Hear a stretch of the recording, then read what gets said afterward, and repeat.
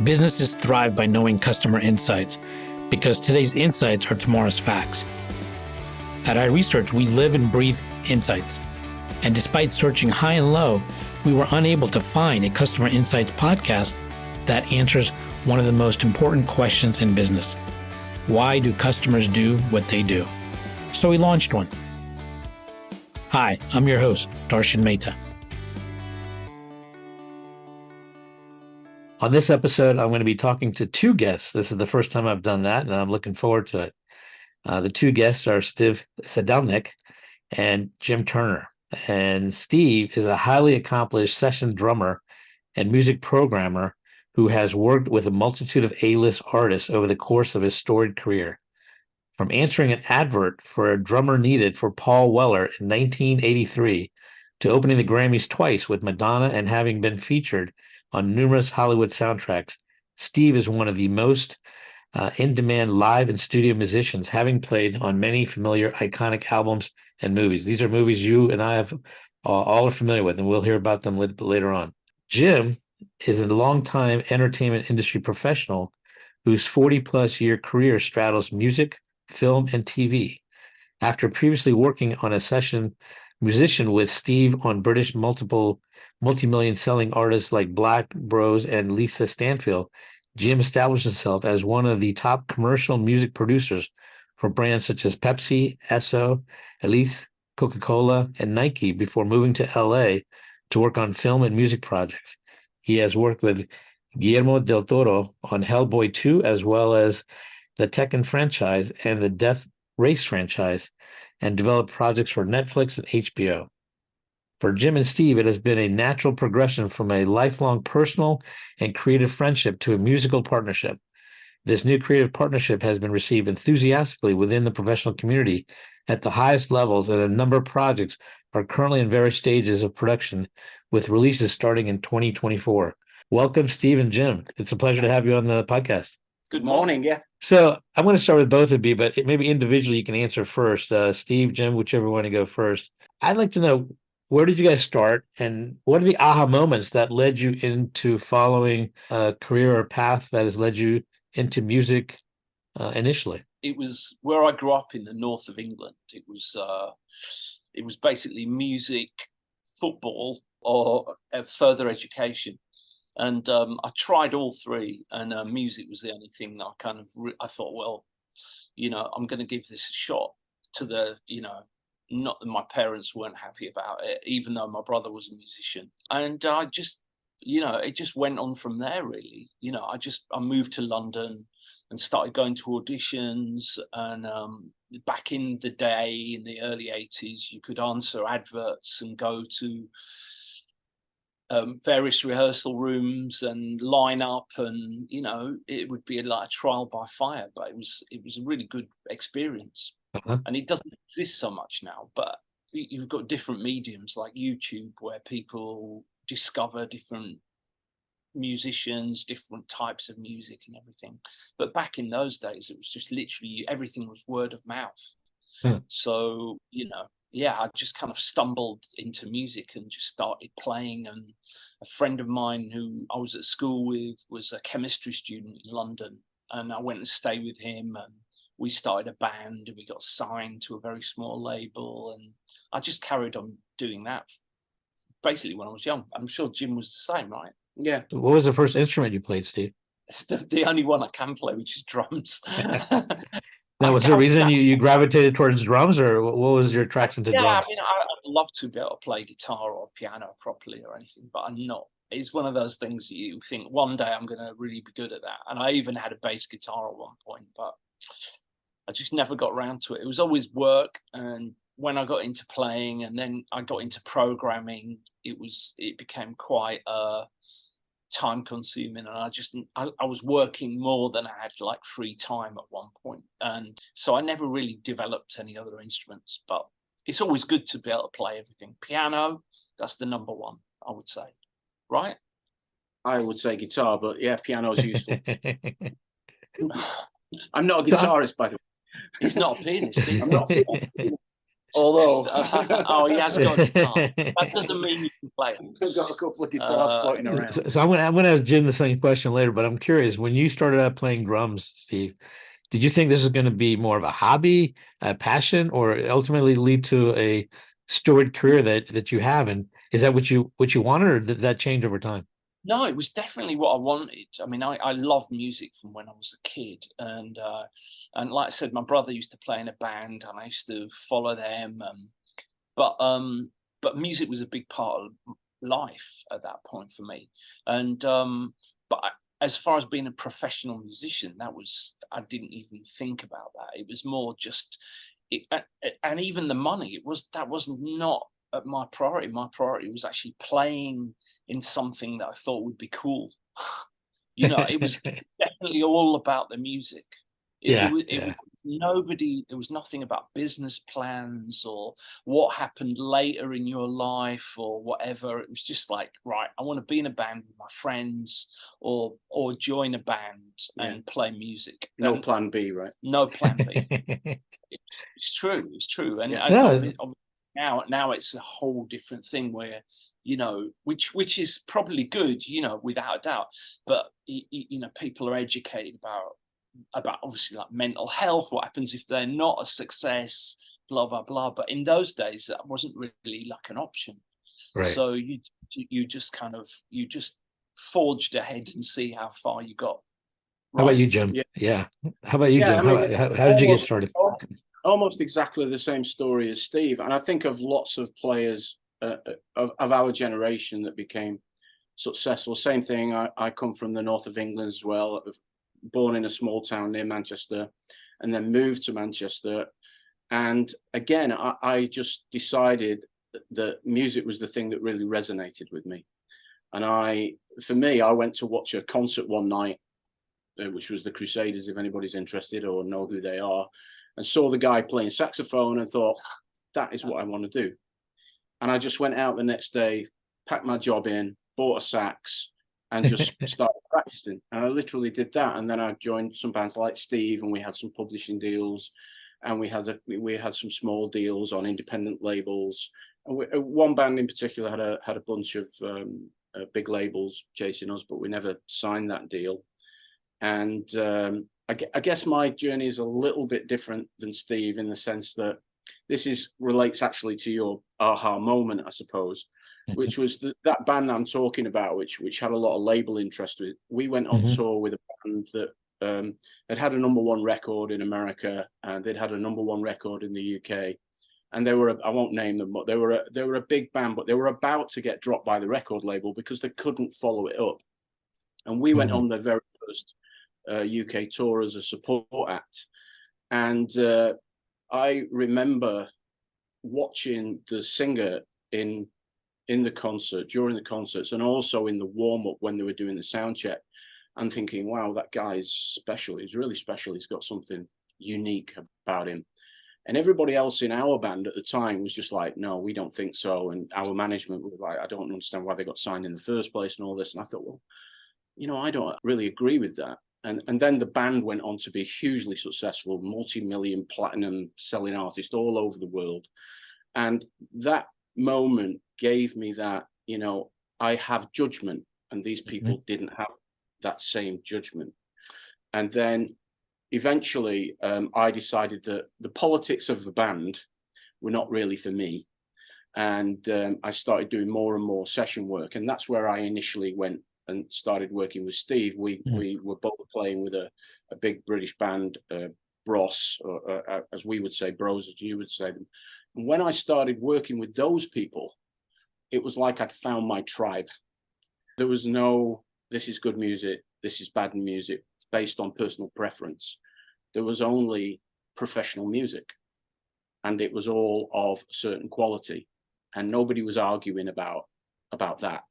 There were no arguments. Everybody knew what it was and knew that there's a quality in a piece of pop music or a piece of rock music. And so, yeah, I think Steve and I had also worked on another project together, which was a band called Black, which had big singles like Wonderful Life, which everybody knows if they saw it, and Swedish Smile. And I kind of joined actually was a member of the band a little bit after the album came out, and Steve had played on the album. So, you know, by vicariously we'd work together in that way. But then from the Bros thing, we did that, and then Lisa Stansfield, and we became kind of lifelong friends, I suppose. We've already been in touch. Well, maybe his friends do struggle with Yeah, him. I've moved countries, but he finds me every time. And this time I found him. Yeah. I'm paying him back for all those years. But we were lucky enough to, have pretty good careers and be able to travel. And when it was still quite exciting to go to different countries, because you didn't know where you were going or what you were going to see. Right. Because there's no one researching anything, and you just turn up on tour somewhere, and then you'd ask the concierge, where do we go to eat? And that was kind of it, really. And there was, so it was a very kind of it was a unique moment in time. It was, and also it was kind of it was a pure way of working, because you, apart from playing and traveling, there wasn't that much else to do. So so tours became very, there were quite was a lot of shows. So because they'd maximized the amount of time that you had whichever country you went to. Sure. And now it's not so much, there's bigger shows and there's less of them, but the crowds are bigger. Whereas back in those days, the shows were, I wouldn't say they were intimate, but they were a lot smaller. Yeah, a lot smaller. 10,000, 15, 20,000 people. Right. I mean, you did stadium, it was like a one-off event. It wasn't normal. So you had to be huge. So anyway. So I'm curious, Jim, you said, being in a band versus being in a session, that is quite different. I'm wondering, what's the difference? Because a lot of it's the same artists, right? So what changes? I mean, being not from the music industry, I'm curious, how is it different? Well, I think it's one of the things that I learned from Steve. I think Steve came to this realization, maybe you'll disagree with me, but I think he came to this realization earlier than I did, which is when I started doing the sessions, I'd come from always being in a band, being a band member, being signed with the band. And so we're all in a group together, we're all traveling around the world, and here we go, we're all friends and stuff like that. But I think when you're a session musician, there is a kind of line that it might be a blurred line, but it's a line you shouldn't really cross between your professional work and your relationship with the artist. And I'm not sure I always walk that line very well, but I think Steve did that much better than I did. I don't, maybe you'll disagree. No, with me, I mean, it was all, work. I think the thing is with music is it's everybody's hobby, right? Everybody's kind of interested in it on whatever level, because everything you get, there's music associated with it. But ultimately, at the end of the day, you have to make a living at it, and you have to kind of try and make a career out of it. But it was a lot less, I would say, it was a lot less clear in those days, right? Yeah. It was more like, wow, we're doing this, we can't believe it, because we're actually working, and we're not. Yeah. We're not working. So every day was a bonus. That was kind of it, It wasn't much more than that. And it was like, if it went on for 6 months or 6 weeks, it didn't matter. Yeah. It was just the fact you were working, and that was enough. Yeah, it sounds like you guys were getting work for things you just absolutely love doing, which is even better, right? I mean, this is don't get me wrong, it's still hard work, and there's still a lot of pressure with going in front of 10, 20,000 people, whatever it is, every night, and not making any mistakes. I made loads of mistakes. Well, I made in theory, you're not supposed to be making mistakes, but there's pressure, Yeah. But actually, no, sometimes the better way to increase your success rate is to increase your failure rate. And the thing is, I think as long as you learn from them, that's where you guys get better and better and learn. So I'm curious, what would you say was a pivotal break or turning point for each of you that really kind of accelerated or, put your career into rocket? When you read my little CV or whatever, I answered an ad like in this big pop paper in the UK called Smash Hits, with Paul Weller, he was in this band called The Jam, and then he started his band The Style Council, and it was for one of his artists on his label, And then eventually he produced that album, and I played not only drums but percussion on it. And then when we went on tour supporting them, I ended up playing drums for the support band and percussion for his band. And they had a really big record in 1985, and we ended up playing at Live Aid, and we were the second band on after Status Quo in 1985. So that for me was quite a big part. I think it was the first time I'd been on, like, well, obviously it was like the biggest TV show there's ever been, right. And it was that was for sure different, because I remember the week after that we traveled to Japan, and we stopped at Anchorage because you couldn't fly over Russia at that point. So you had 18 hours and go over that part of Alaska, etc. And the woman, we went and got some food, I think like a hot dog or something, and the woman recognized me and the drummer from Live Aid. I thought that was pretty cool. Yeah, that's cool. That's nice. Yeah, I mean, it was cool because, you know, I had a bus pass and a couple of drumsticks before then. So. How about you, Jim? I don't know whether it's a single moment. I guess when I'd made the decision that I was really going to try and do session playing at a higher level than just working locally, I'd managed to get myself an agent in London who was mostly doing TV placements and things like that. And so one of the gigs they got me was with Whitney Houston, and I went down to do it was actually a Coca-Cola commercial with her, and Ridley Scott was directing it. So in retrospect, that was a real. Can I just say I've not heard of any of those two people. So, those unknown. But whatever. Those unknown. Carry on. And looking back now, I wish I'd paid more attention, you know, because it was quite a special moment. And after I went back, I drove back from London, and when I got back, I had a message on my answer machine from the other agent, who was probably the biggest music agent in London at the time, asking me to come down and meet them. And so word had got around on that set, you know, whatever they thought was great about me, they passed on. And then I got a call down to go down to back to London, and I went back down to London. And eventually I ended up working on that gig with Steve. But before that, when I look back, it was kind of inevitable that I would get something big, because there was, you know, Wet, Wet, Wet, and a few big bands that Sting, and a few big artists that I was in the frame for at the time. I didn't get any of those. But looking back, it was probably inevitable something like that was going to happen, because there was a momentum building. And to kind of go back to what Steve was saying there, when we did the big British band, there was a lot of press, and there were moments where I would go down to the stage during the show, the front of the stage, and I would play. And there was a lot of pictures of me doing that, because my main instrument's saxophone, and it's kind of an interesting picture. So that was on all the music magazines across the world, really. When we went to Australia, they'd been using one of those pictures to promote the tour on these big 40-sheet posters, which I was oblivious to. And then I walked out of the hotel, and it was pretty obvious that all of a sudden everybody in a place you've never been to before knows who you are. That was a strange moment. I mean, that became a little bit of a problem where I lived in Manchester later on. But yeah, I mean, most people don't get to experience. Like Jim went to went and worked for people. I mean, I went for auditions as well and didn't get them. Yeah. And that was quite common. I think I went for Terence Trent D'Arby at one point, didn't get that. Went for Aha, would you believe, at one point, didn't get that.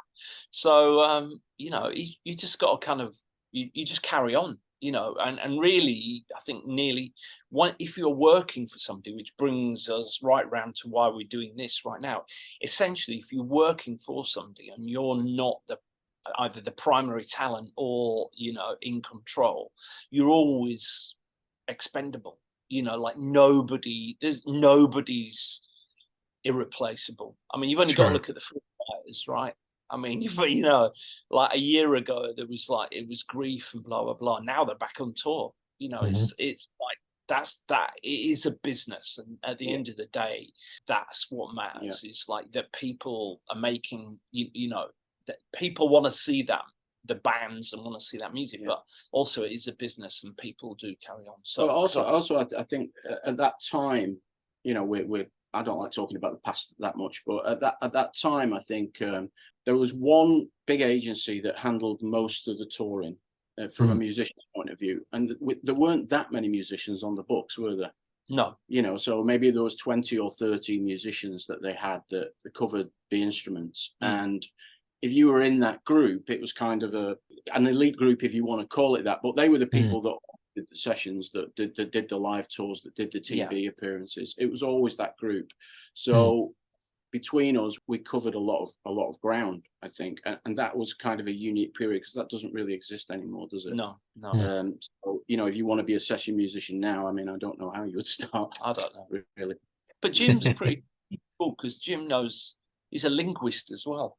So he knows quite a few languages, you know. So it's pretty amazing, you know, that he's living here and he's kind of, you know, or completely tuned into what's going on here as well, you know, which is like a huge, you know, there is a lot going on here, and it reminds me of like when I first went to America or something, and you know, things were exciting. I think it's like that here. Actually, that's a story worth telling. Actually, how Steve moved to America, I moved to America, both to Los Angeles, and I didn't know Steve had moved there. So I was working in a studio in LA, and I'd gone out for lunch, and it was a hot day in LA, and anybody that knows LA knows that nobody walks in LA, everybody drives every day. And so I walked out, got and bought myself some lunch, and I was walking back, and there's nobody on the streets at all. And in the heat haze in front of me, in the distance, I saw this figure, this silhouette, and I thought, "Don't mention it." I thought, I can't help the way I'm born. That's a familiar looking shadow. And sure enough, it was Steve. And I'm like, "What the hell are you doing here?" "I'm working here." I said, "I live here." I said, "Oh, well, I live here. Where do you live?" And we've been living like a block away from each other. Wow. This whole time, yeah. And that kind of rekindled our friendship. And I would say up to then, I wasn't really enjoying LA very much. But Steve kind of turned that around for me with introduced me to some good people. And I had a good pickup truck. So. And you had a truck. Yeah. That does help, right? It sounds like it's meant to be for you guys, because you've crossed paths several times, you know, without planning it. It just keeps happening. So I think it's just meant to be, which is nice. I want to go back, Jim, for a moment, and maybe Steve, you might have a similar moment to your aha moment. I think it's very interesting where you said, you know, you saw something in that group and nobody else saw it, and then that gave you the confidence that you had judgment. And I think we all kind of go through that in life at some point. We make decisions where you're kind of going against what conventional wisdom or others, and you finally realize, hey, you know, maybe I have that talent in that thing. And how did that really help you and change you from there? And then, Steve, did you also have a similar moment like that in your path? I think for me, it gave me confidence that what I was planning to do had some semblance in being a decent idea, that I did have musical judgment, and that's important if you're going to start, you know, pursuing a musical career. And it gave me confidence that I was on the right path. And I think later on, I've had other moments where I've been in meetings with people, and I think we can all get imposter syndrome at certain points, and moments where very, very successful people take your opinions on board and actually act on them. And I think that, again, is a similar kind of thing. It gives you confidence that what you're saying or what you're doing, it's a validation of your thought process and your talent, if you will. And so that is how I look at things. I'm always trying to learn new things, and I always think, I mean, it took me ages to be able to say comfortably, I'm a professional musician. I never felt comfortable saying that until I was paying my mortgage and everything else, and there was, you know, platinum discs on the wall and everything. Okay, well, maybe I am a professional musician, you know. And then when I became a composer, writing music for commercials, again, I didn't feel comfortable saying I am a composer, because it sounds so, that's like Mozart does that. Not me. Not that I would ever be anywhere near that. I mean, not. You're definitely not. But it just is that imposter syndrome, I suppose, that I really never felt comfortable saying I was a composer or a professional musician or music producer, you know, even though you know, I think we're reasonably good at it, as history might say. I think I know what you mean. It's like you're living this life, that's your life, and it's just, you know, it's just you're living life, right? But all of a sudden, you're reaching these pinnacles, and you kind of say, "So I got to pinch myself. This is really happening. This is really true, right?" Yeah. And I mean that's kind of a fun, interesting experience. But I know what you mean. Keep waiting for somebody to turn up and say, "You're a fraud. You never did that. You never worked on that. You never did this. You're a fraud." Go on now. No, that's but yeah, I totally agree. I think you don't know when you're, especially when it's all happening, you can't really quantify it. You're just like, well, you know, you tried, and it's you know, something's working out, and you're working with people, and ultimately it's like you've got to be part of a team as well. People, you don't get very far if you're very kind of awkward. You've just got to make allowances for everybody's, you know, moods or whatever, and you can't turn up, especially if somebody's paying you, to be miserable, or Right. so you tend to really hide a lot of your, because you have to turn up and just be positive all the time, but sometimes you can't be, you know, obviously. But I think ultimately, when you get to be with a bunch of musicians or whoever, whatever your field of work is, when you find that you can be yourself and be whatever happens around those other people, and then you end up working with them for quite a while, I think that's quite a normal thing. Yeah, but, I think the bottom line is nobody wants to stay on a tour bus for, you know, 18 hours or whatever it is with somebody who's a pain in the ass. They can be brilliant players for that 1 or 2 hours on stage a night, but if they're a pain in the ass for the other 22 hours, nobody wants to work with them. It's true, yeah. And I've got to say that I'm not the greatest player or whatever. I mean, I've played with a lot of great people, but I'm not the greatest player. But I would say that part of the reason I got a lot of work was that I kind of just did what was required, and never really tried to kind of, I wasn't pushy, and some maybe to the detriment of my career, but I never, like, it was always about being in the unit rather than me standing out. Yeah, I think that's very important. I think obviously talent is a big part of it. I mean, there's no doubt. I mean, you guys are talented, but it's, you know, I teach, and one of the things I tell the students is, look, half the battle in business is getting people to say, do I want to do business with them because they like you, right? You can be super talented, but if they don't like you, they're not going to do business with you, you know? And I think that's what you guys are saying. I think it actually has made more fun for you guys as well. But that's a big part of it. I think from what I'm hearing you guys, it's you have to be able to work in a team and be able to collaborate and really, you know, be likable to work with. Be competent, be accurate. And every now and again you get to, you know, be special maybe, but most of the time it's just about doing just what's required. And in my way, I'm the best in my particular price range. Now that you've had such a storied career and experience, if you were to encounter, each of you now, a 21-year-old version of yourself, what advice would you give them, knowing what you know now? Keep going. It's going to be all right. Don't marry that girl. I know when I was 21, I was a real dork, and I still am a dork. So I don't know. It's kind of weird. It was weird because I just didn't, you know, when I look at 21-year-olds now, they look cool. They've got like really great clothes. They've got, you know, they've got a direction, you know, blah, blah. I didn't have a clue what I was doing. It was like, okay, I'll go and play. But I would say that one thing we did do that I'm happy that we did, that other people didn't do, you know, lots of people, they go on tour, they go out to, because there's an invite to a party every night. They go out, they go to the parties, they get drunk, they sleep in the next morning, getting over the hangover, they get back on the bus and they go to the next gig. But if you look at the pictures of me and Steve from that period, we're at Berlin Zoo, we're at Disneyland, we're always out soaking up. Free tourism, yeah. I used to say these gigs are getting in the way of my holiday. We did do, we tried our best to absorb what was going on, I think, at the time. It's a fairly unique experience, as not many people get to experience what it's like to go through those moments with a hugely popular band and everything that's involved with that. And Steve's gone on to do that much more than I have since then with, you know, Madonna and people like that. So I'm curious, what are some aha moments when you start working with some of these, really big artists that are well known and stuff? I mean, at the end of the day, they're real people as well, right? I think we were doing an MTV Awards in 2003, and I was playing with Madonna at that point, but we were doing this thing with Britney Spears, Missy Elliott, and Christina Aguilera. But it was like Metallica were on there, System of a Down. It was a really great show in New York. And just before we were going on, we kind of got, obviously we were like changed, ready to go on. We had our in-ears, blah, blah, blah. And Madonna came up to me and spat in a hanky and wiped something off my face, which is just like what my mum had done. And then you just realise, she's just another mum, really. Yeah. Yeah, that was it. Yeah. That's it. I think, people don't realize because they see celebrities and they don't really, I mean, everybody's just a real person at the end of the day. Yeah. So what are some aha moments you've had, working with some of these people that are very well known? I think that maybe they're not the experiences that everybody expects, those big experiences.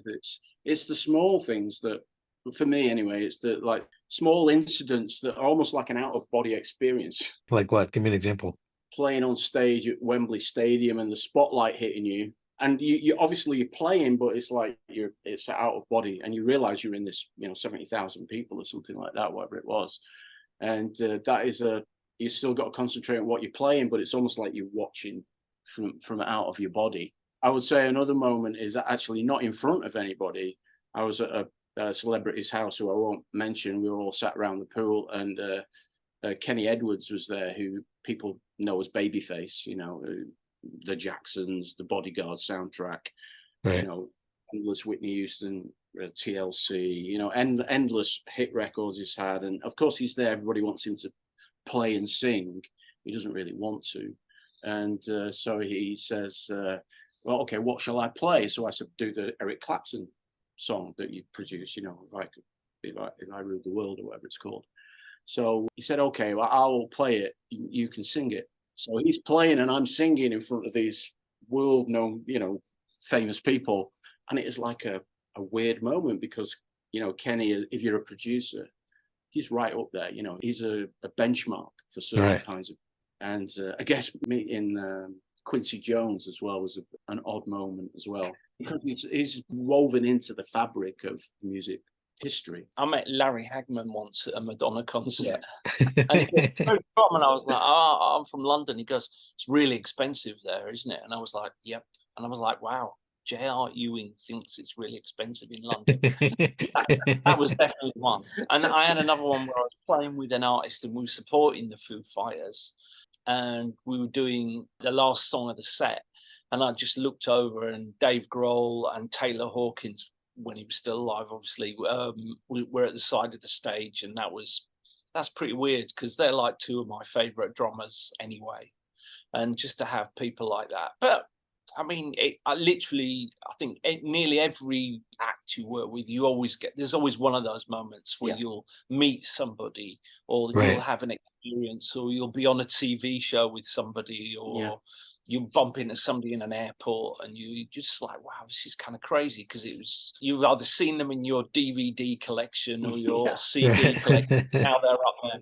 I once got in a lift with Tom Hanks and Robert De Niro. Do you know what I mean? I'm from Bradford. It doesn't make sense. So, but things like that happen, but you have to be in those situations. And I think another thing is it's really important where you live. If you want to do things, at the moment I live in a very rural part of the UK, and it's just not as inspiring as it is when you go to London, or when you go to obviously Bangkok, or when you go to New York or LA, and whatever. Doing simple things inspire you to do other things. When you're very, remote, and I think it takes a certain person to be able to dig deep and come up with something, and some people like that solitude, but I'm not one of those people. I'm a great believer in being with people makes you work a different way. Like, even if you're working on headphones, the fact you're in a room with somebody else, and then you can go and have a cup of tea and just go, I'll play you this, and it just makes you think a different way. So I think working in teams and being with other people that are like-minded is really, really important in whatever you do, whatever business. We are kind of working like that, even though we're in the same room. Yeah, I mean, I mean, Steve's all the time. You can't I see mean, it I at don't want home, to but live. Steve's got a station over there, and he's doing his thing, and he'll throw it over to me, and then I'll do something, and I'll throw it back to him.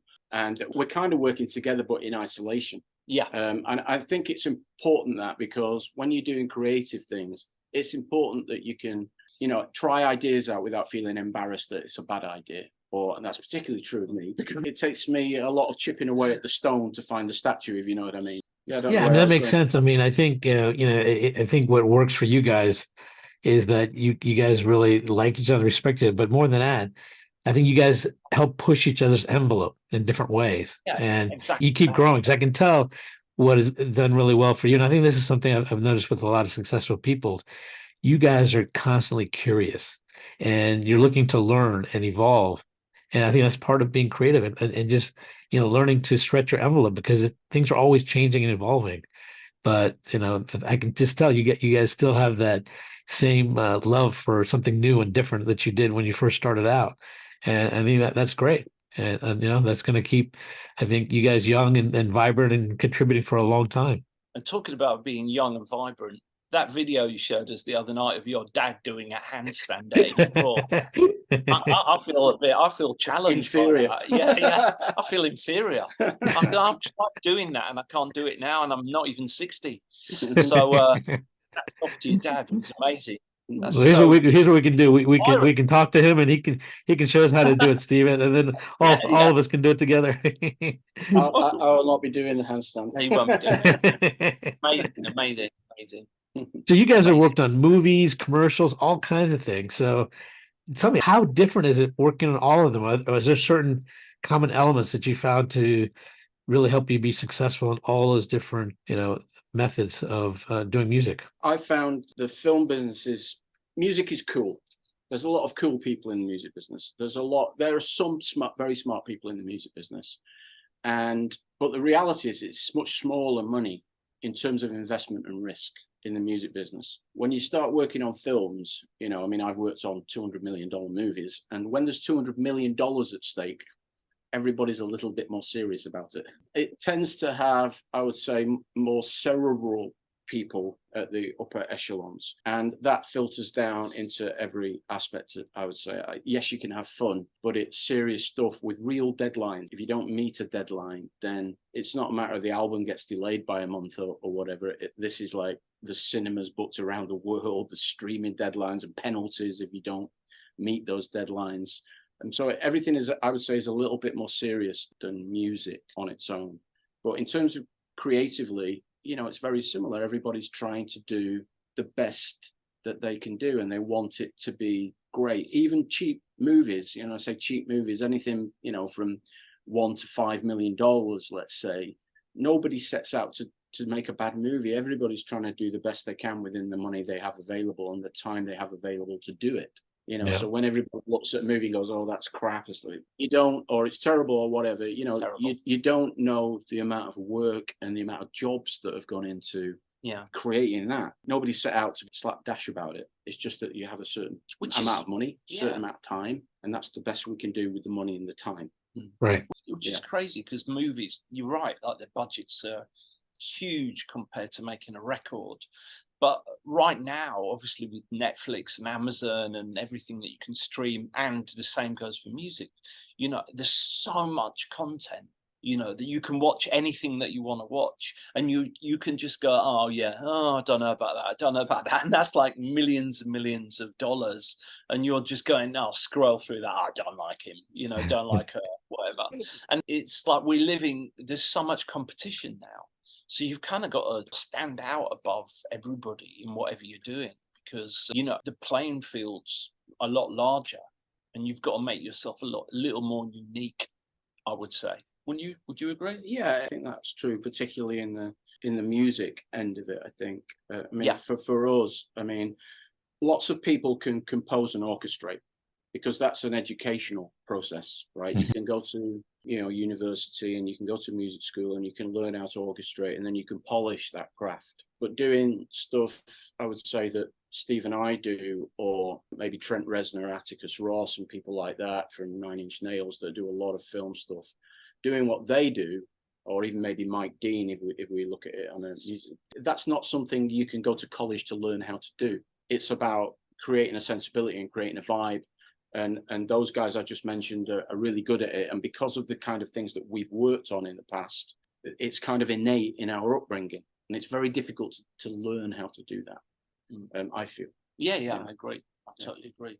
I get the sense that one of the things that's made you both quite successful is you also have an innate ability to understand human nature. And I think that's kind of what you're talking about right there. And how much of that plays into you being better creatively. I mean, I think, there's the education part, right? But at some point, I think you guys seemed like you're observers and, you take in a lot. And as a result, that gets incorporated into your creativity. Yeah, mate, I think everybody's got their own process. I think I can only speak for myself. Steve's maybe got a different process than me, but I approach it from a kind of academic perspective, in the sense that I listen to as much music as I can. It doesn't matter what genre it is. I want to hear what the latest sounds are, the latest trends are in stuff. I listen to a lot of film music. I read books on everything. I try and absorb as much as I can to feel like I'm staying current, and that filters into what I do. I'm not a classically trained composer, but I know what I want something to sound like because I've heard it on 100 different things. But everybody's creative process is different. Yeah, I've got massive curiosity. I love to learn new things, and music, film, whatever it is. Also other subjects. I think Steve's process is maybe slightly different than that. Yeah, I'm all about kind of minimalism, and less is more. Like everything, like whether it's my life, what I own, like the way I make music, I work on a very small system, just still on headphones and things like that. But that's the way I've always worked. So ever since the late 80s, I've always been at the back of a room on my own usually. So I've got a different way of approaching it for Jim.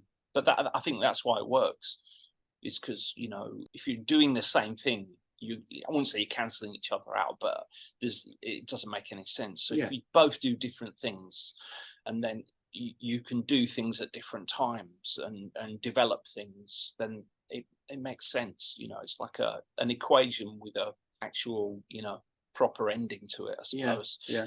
I mean, Steve works a lot faster than I do because I that cerebral process we were just talking about, I apply that to sound and everything. So I'm always looking for something that makes it sound cool and interesting.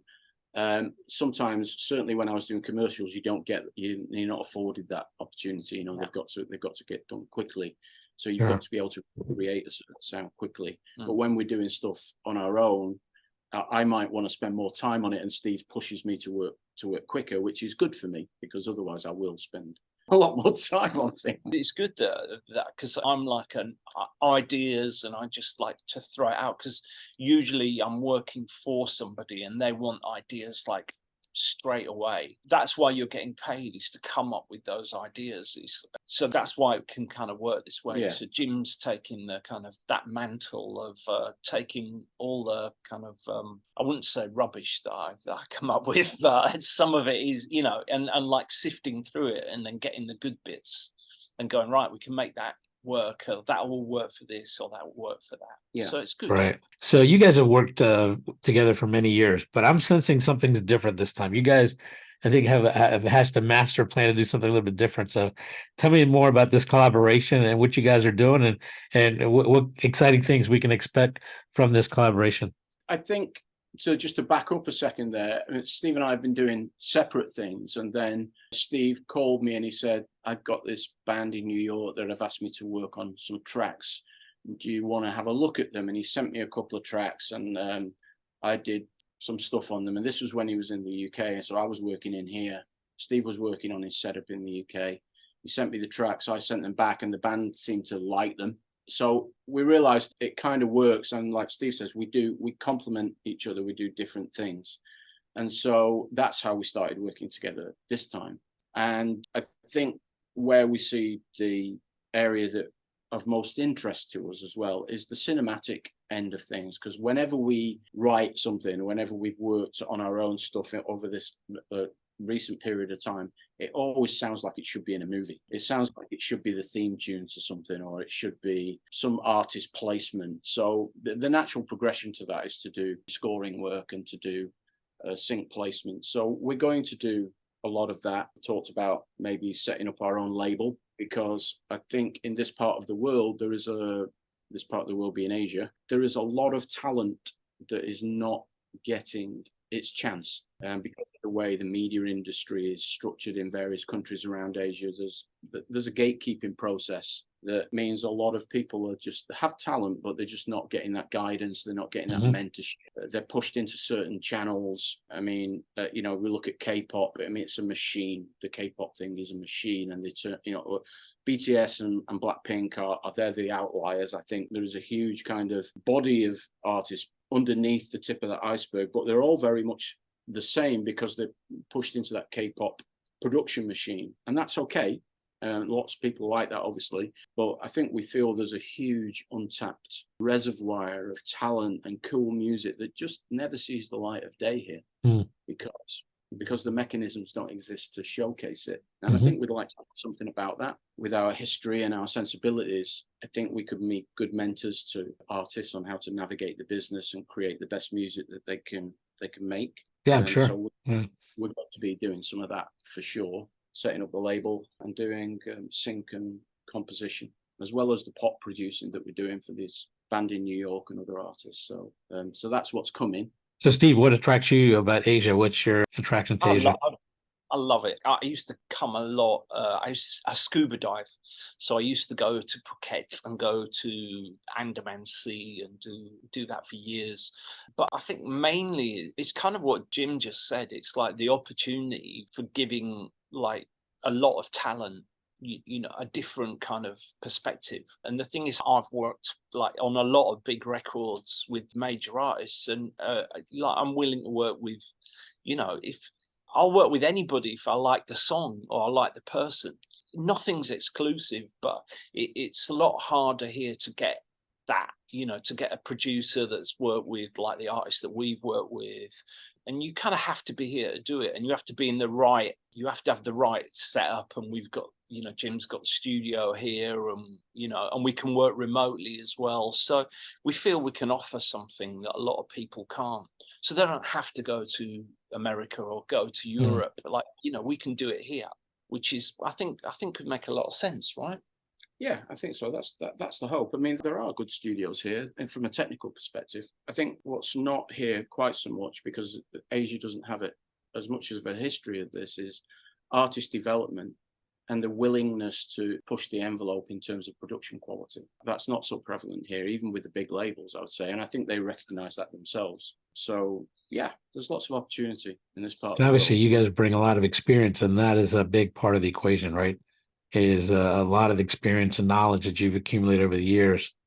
And then, of course, the facility. So I'm excited. I'm looking forward to seeing what you guys are going to come up with. And I think it's going to be exciting. Yeah. It's coming to a streaming service near you. Yeah. Just not on a motorbike taxi, though. Not on a motorbike taxi. You don't like the motorbikes here, huh? I like them. It's just that they're wow. I mean, the whole thing is just, it's like in England, everything's so structured, and here it's just unbelievable. It's incredible. And I can't, when you see like girls on the back and they're texting people, right? I'm like, wow.